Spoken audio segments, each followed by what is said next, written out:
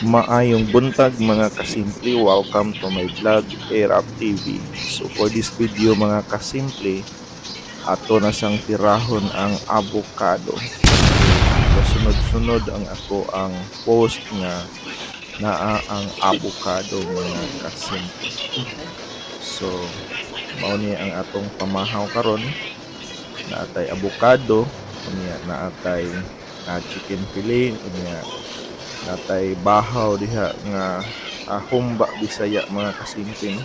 Mga 4 days naman tingali na siya atong na-frozen niya, atong giinit karon. So mao ni ang ato ang sudan sa pamahaw mga kasimple.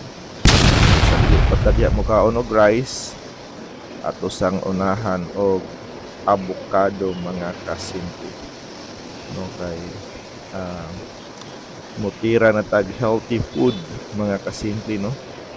Kunya murag mabalance ni gamay kay natay humba diha. So okay ra, goods ra ni siya nga di lang ta magpalabi mga kasimple. So mao ni ang ato ang pamahaw, no, karong buntaga mga kasimple. So mga onta ninyo mga kasimple sa simpleng pagkaon. So praktikalan kay tag mga recipe mga kasimple, no? So kung unsa lay madali-dali na tong maluto, mao nay ato ang lutoon tungod kay wala man ta diri sa balay ga standby, na man tay trabaho. So ang ato ang oras, no, natay gitawag og time management. So aton maning gi-arrange tanan ang atong mga gimbuhaton sa balay matag adlaw sa dili pa ta moadto sa atong trabahoan, no?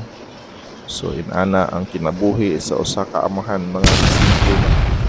So katong mga amahan din ha, shout out sa tanang amahan nga naningkamot para sa pamilya, no? Nga siguroon gyud nga naay pagkaon nga ibilin sa balay sa dili pa ta mulakaw mga kasimple, no? Kay dili kaya sa konsensya nga kita didto, maski kapoy tas trabaho niya nagkaon-kaon ta niya, wala tay gibiling pagkaon diri sa balay. So unsa may kanon sa tong mga sakop mga kasimple, no?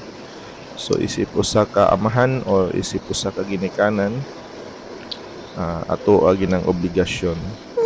So diri sa balay ako'y in charge sa pagluto og pagkaon mga kasimple, no? So gi-arrange na mo ang among mga trabahoon, kauban akong asawa ug kauban ang uban pang namoy diri sa balay nga mong gibalhin-bahin ang amo ang mga trabaho para dili kay bugat sa usag-usa. So mao ni ang ato ang inadlaw-adlaw nga gingbuhaton mga kasimple. So padayon ta, no? Padayon ta sa pakigbisog sa kalisdanan diri sa kalibutan mga kasimple. So di ta magpaloya-loya, no? Kung maloya mo pahuway, dili ta pwedeng muundang. So padayon ta, mao ni ang atong role dinhi sa kalibutan mga kasimple. So dili lang ta kayo mga ambisyon og mga dili nato kaya, no? So ari ra gyud ta sa atong makaya mga kasimple kay para dili kay bugat, no, sa ato ang pamati ang mga obligasyon matag adlaw mga kasimple. So inana ra gyud ang kinabuhi, no?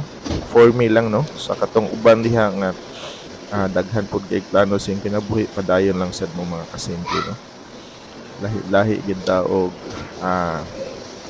goal sa atong mga tagsa-tagsa ka kinabuhi mga kasimple. So ang importante nag-start man ta sa gamay or sa madako, ang importante maabot ta sa finishing line. So isip usa ka amahan or isip usa ka ginikanan, so dili na to kalimtan ang atong mga obligasyon sa ato ang pamilya mga kasimple. Okay, number 1.